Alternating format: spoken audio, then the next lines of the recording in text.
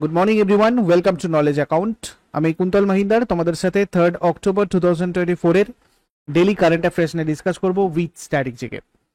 আজকে এটার পর তোমাদের 8:45 থেকে হবে ম্যাথের ক্লাস। তারপরে high court chief justice update September 2024 পর্যন্ত 10:30টার সময় হবে। তারপর ডাব্লিউবিপি জিকে হবে কেস স্টাডিতে 6টার সময়, এবং 7টার সময় আরআরবি এনটিপিসি সায়েন্সের ম্যারাথন তোমাদের হবে। তো এগুলোর লিঙ্ক টেলিগ্রামে থাকবে, তোমরা ওখান থেকে সবাই অ্যাটেন্ড করে নিও ক্লাসগুলো। দেখো আজকের ফার্স্ট কোশ্চেন যেটা রয়েছে, গণিতে 2024 শাস্ত্র রামানুজন পুরস্কারে কে ভূষিত হয়েছেন? শাস্ত্র রামানুজন পুরস্কারে ভূষিত হয়েছেন আলেকজান্ডার ডোন। এই পুরস্কারটা মার্কিন যুক্তরাষ্ট্রের জর্জিয়া ইনস্টিটিউট অফ টেকনোলজির আলেকজান্ডার ডানকে দেওয়া হচ্ছে আর কি। এই শাস্ত্র রামানুজন প্রাইজ যেটা, এটা ভারতের কুম্বা কোনামের কাছে Shanmugha academy of arts science technology and research দ্বারা তৈরি হয়েছে। এটা প্রত্যেক বছর একজন তরুণ গণিতবিদকে দেওয়া হয়, যিনি রামানুজের আগ্রহের ক্ষেত্রে অসামান্য গবেষণা করেছেন বলে মনে করা হয়। পুরস্কারের বয়সসীমা 32 বছর স্থির করা হয়েছিল, যে বয়সে রামানুজন মারা গিয়েছিলেন, এবং নতুন পুরস্কার মানে এই পুরস্কার মূল্য যেটা, সেটা হচ্ছে তোমার $10,000। শ্রীনিবাস রামানুজন গাণিতিক বিশ্লেষণ, সংখ্যাতত্ত্ব, অসীম ক্রম এবং ক্রমাগত ভগ্নাংশে গুরুত্বপূর্ণ অবদান রেখেছিলেন, যার মধ্যে গাণিতিক সমস্যার সমাধান ছিল, যা তখন অমীমাংসিত বলে বিবেচিত হয়েছিল। তারপরে ছাত্রদের জন্য শিক্ষামূলক ভ্রমণ সহজতর করার জন্য দর্শিনী প্রকল্পটা কোন রাজ্যে চালু করা হয়েছে? এই দর্শিনী প্রকল্পটা চালু করা হয়েছে কোথায়? তেলেঙ্গানাতে। তেলেঙ্গানা দর্শিনী হলো মুখ্যমন্ত্রী রেবন্ত রেড্ডি কর্তৃক ঘোষিত একটা নতুন প্রোগ্রাম, যেটা তেলেঙ্গানার জনপ্রিয় পর্যটন কেন্দ্রগুলোতে সরকারি স্কুলের ছাত্রদের বিনামূল্যে ভ্রমণ করার সুযোগ দেয়। এই উদ্যোগটা শ্রেণী 2 থেকে স্নাতক পর্যন্ত আবাসিক স্কুল এবং কিছু যুব পর্যটন ক্লাবের ছাত্রদের লক্ষ্য করে শিক্ষামূলক এবং সাংস্কৃতিক অভিজ্ঞতার উপর জোর দেয়। 2014 সালের 2 জুন অন্ধ্রপ্রদেশ পুনর্গঠন আইন অনুযায়ী অন্ধ্রপ্রদেশ রাজ্যের উত্তর পশ্চিমাঞ্চলের 10টা জেলা নিয়ে তেলেঙ্গানা রাজ্য গঠিত হয়। তেলেঙ্গানার ন্যাশনাল পার্ক যেগুলো রয়েছে, Kasu Brahmananda Reddy national park, Mahavir Harina Vanasthali national park, Mrugavani national park. তেলেঙ্গানার উৎসব বনালু, বাতুকাম্মা, এগুলো। লেকস যেগুলো রয়েছে, হুসেন সাগর রয়েছে, তারপর ওসমান সাগর, হিমায়ত সাগর, তারপরে দুর্গম চেরুবু, তারপরে তোমার পাখাল লেক, মীর আলম ট্যাঙ্ক, এগুলো রয়েছে। চারমিনার মুসি নদীর পূর্ব তীরে 1591 সালে নির্মিত। বিধানসভার 119টা আসন রয়েছে, আইন পরিষদের 40টা আসন, রাজ্যসভার মানে অ্যাকচুয়ালি বিধান পরিষদের 40টা আসন, রাজ্যসভার 7টা এবং লোকসভার 17টা আসন রয়েছে। হাইকোর্টের তেলেঙ্গানা হাইকোর্ট এটা হায়দ্রাবাদে রয়েছে। তারপরে প্রথম রাজ্যপাল এখানকার ESL নরসিংহান, আর বর্তমান রাজ্যপাল জিষ্ণু দেববর্মা। প্রথম মুখ্যমন্ত্রী কে চন্দ্রশেখর রাও, বর্তমান মুখ্যমন্ত্রী অনুমুল রেবন্ত রেড্ডি ইন্ডিয়ান ন্যাশনাল কংগ্রেসের। নেক্সট কোয়েশ্চেনে যাবার আগে সবাইকে বলে দিই, তোমাদের ক্লার্কশিপের পুরোদমে প্র্যাকটিস চলছে, ফুল length test series with solution knowledge account official অ্যাপে। তোমরাও যদি এই মক টেস্টগুলো অ্যাটেন্ড করতে চাও, সেক্ষেত্রে আমাদের অ্যাপটা ডাউনলোড করে নাও। ওখানে টেস্ট সিরিজ অপশনে তোমাদের এগুলো রয়েছে, স্ট্যাটিক জিকে বা WBPSC ক্লার্কশিপের ফুল লেন্থ টেস্ট সিরিজ, এই জায়গাতে তোমরা এগুলো পাবে। এছাড়া কারেন্ট অ্যাফেয়ার্সের PDF তোমাদের আপডেট করে দেওয়া হয়েছে সেপ্টেম্বরের, ইবুক থেকে তোমরা কালেক্ট করে নিও। আর এই জায়গাতে ফ্রি উইকলি টেস্টে তোমরা 2023-24 সমস্ত কারেন্ট অ্যাফেয়ার্স প্র্যাকটিসও করতে পারবে মক টেস্টের মতো সম্পূর্ণ ফ্রিতে। তো এগুলোর জন্য আমাদের অ্যাপটা অবশ্যই ডাউনলোড করে নিও, ডেসক্রিপশন বক্সে লিঙ্ক আছে, বা তোমরা গুগল প্লেতে গিয়ে সার্চ করে নাও নলেজ অ্যাকাউন্ট অফিসিয়াল। এছাড়া বর্তমানে আমাদের যে পেড ব্যাচগুলো চলছে, যেগুলো ডেমো ক্লাস এবং PDF তোমরা পেড কোর্সে গিয়ে দেখতে পারো। WBPSC ক্লার্কশিপের প্রিলিয়ার মেনের ইন্টিগ্রেটেড ব্যাচ, WBPKP জন্য পরিবর্তন batch course, railway foundation batch course bullet, এবং SSC ফাউন্ডেশন ব্যাচ কোর্স প্রাপ্তি, এগুলোর ডেমো ক্লাস ডেমো PDF তোমরা পেড কোর্স থেকে দেখতে পারবে। আরও যদি কোনো কোয়ারিজ থাকে, সেক্ষেত্রে 9593430522 এই নাম্বারটাতে তোমরা হোয়াটসঅ্যাপ অথবা কল করে নিও।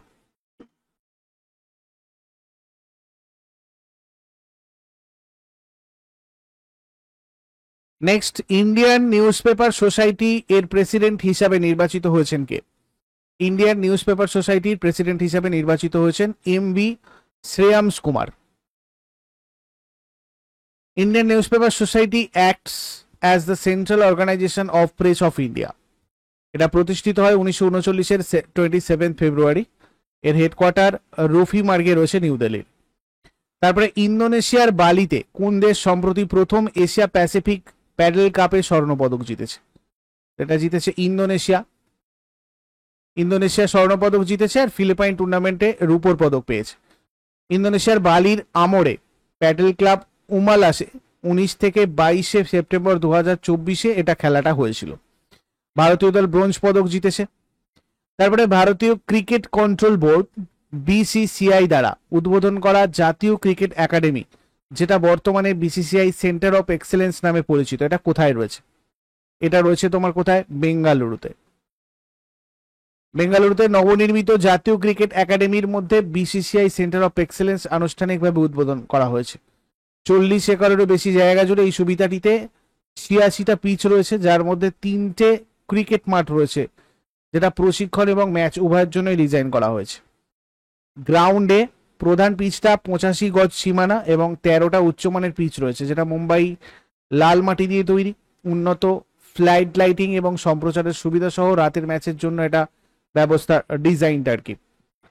তারপরে জাপানে অনুষ্ঠিত বিশ্ব অ্যাথলেটিক্স কন্টিনেন্টাল ট্যুরে পুরুষদের 5000 মিটার দৌড়ে স্বর্ণপদক কে জিতেছে? গুলবীর সিং জিতেছেন।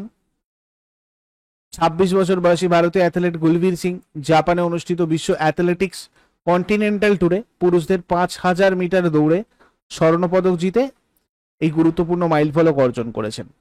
তারপরে IL&FS গ্রুপের নতুন চেয়ারম্যান এবং ব্যবস্থাপনা পরিচালক মানে CMD কে নিযুক্ত হলো? তো এক্ষেত্রে নন্দ কিশোর হয়ে যাবে। Infrastructure leasing and financial services limited, যেটাকে শর্টে বলা হয় IL&FS, এটা হচ্ছে একটা Indian state funded infrastructure development আর ফাইন্যান্স কোম্পানি। এটা 1987 এস্টাবলিশড হয়েছিল। এর হেডকোয়ার্টার মহারাষ্ট্রের মুম্বাইয়ে রয়েছে। তারপরে 2024 সালের অক্টোবরে সশস্ত্র বাহিনীর চিকিৎসা পরিষেবার মহাপরিচালক হিসেবে দায়িত্ব গ্রহণকারী প্রথম নারী হচ্ছেন সার্জন ভাইস অ্যাডমিরাল আরতি সারেন। 2024 সালের 1 অক্টোবর দায়িত্ব গ্রহণ করেন, যেটা সশস্ত্র বাহিনীতে নারীদের জন্য একটা গুরুত্বপূর্ণ মাইলফলক। অটল বিশিষ্ট সেবা পদক 2024 পেয়েছিলেন, বিশিষ্ট সেবা পদক পান 2021-এ। তারপরে ভারত আর উজবেকিস্তানের মধ্যে সম্প্রতি স্বাক্ষরিত দ্বিপাক্ষিক বিনিয়োগ চুক্তি BIT এর মূল লক্ষ্য কি? এর মূল লক্ষ্য হচ্ছে বিনিয়োগকারী এবং তাদের বিনিয়োগের সুরক্ষা নিশ্চিত করা। ভারত আর উজবেকিস্তানের বিনিয়োগকারীদের সুরক্ষা নিশ্চিত করার জন্য একটা দ্বিপাক্ষিক বিনিয়োগ চুক্তি এটা BIT, যেটা স্বাক্ষর করেছে। মানে উভয় দেশের বিনিয়োগকারীদের জন্য উপযুক্ত সুরক্ষা প্রদান করবে। এটা বিনিয়োগকারীদের জন্য ন্যূনতম মানের চিকিৎসা আর বৈষম্যহীনতা নিশ্চিত করবে, মানে সিকিউর করবে আর কি। উজবেকিস্তানের মধ্যে এশিয়ার দেশ এবং প্রাক্তন সোভিয়েত প্রজাতন্ত্র, আমরা জানি উজবেকিস্তান একটা মধ্য এশিয়ার দেশ এবং প্রাক্তন সোভিয়েত প্রজাতন্ত্রের মধ্যে ছিল, এটা মানে USSR এর মধ্যে ছিল। রাজধানী তাশখন্দ, মুদ্রা উজবেকিস্তানি সোম, সরকারি ভাষা উজবেক, রাষ্ট্রপতি শাবকাত মির্জিওয়েভ, বিধানসভা ওলি মজলিস, মানে পার্লামেন্ট আর কি এখানকার। আন্তর্জাতিক কফি দিবস কবে পালিত হয়? ইন্টারন্যাশনাল কফি ডে, এটা পালন করা হয় 1 অক্টোবরে।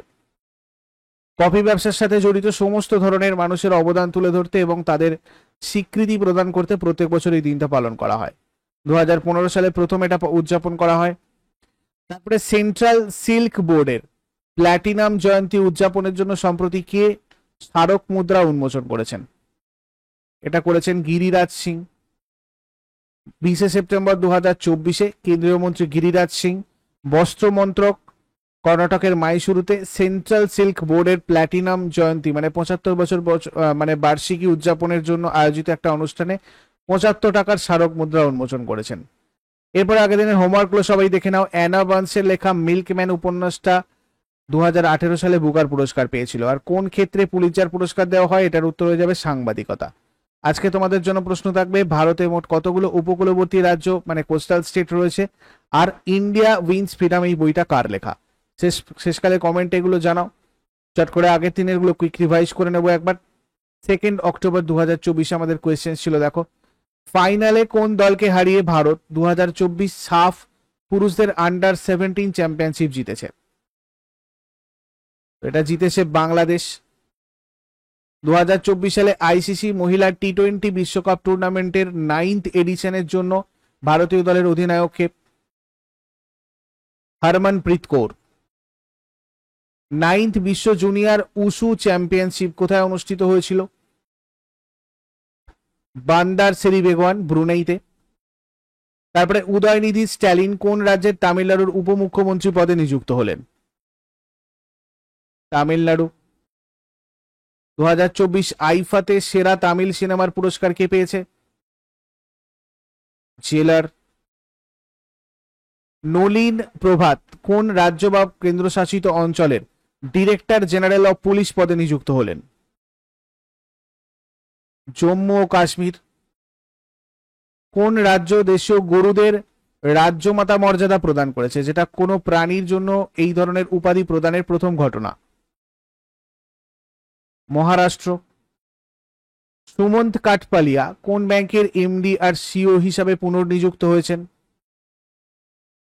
ইন্ডাসল্যান্ড ব্যাংক। ভারত আর কোন দেশের মধ্যে যৌথ সামরিক মহড়া কাজিন্দ 2024 এর 8ম এডিশন হচ্ছে? কোনটা হবে? কাজাখস্তান। 8th এডিশন হচ্ছে কাজিন্দ 2024টা। আন্তর্জাতিক অহিংস দিবস বা গান্ধী জয়ন্তী কবে পালিত হয়? 2nd October. এগুলো ছিল তোমাদের আগের দিনের কোয়েশ্চেন্স। ইউজফুল বলে মনে হলে অবশ্যই সবাই লাইক আর বন্ধুদের সাথে শেয়ার করো। যারা নতুন রয়েছে প্রতিদিন সকাল 6টার সময় ডেইলি কারেন্ট অ্যাফেয়ার্স এর আপডেটের জন্য নলেজ অ্যাকাউন্টকে সাবস্ক্রাইব করে বেল আইকন প্রেস করে অলে ক্লিক করে নাও। Thank you so much, take care, have a great day.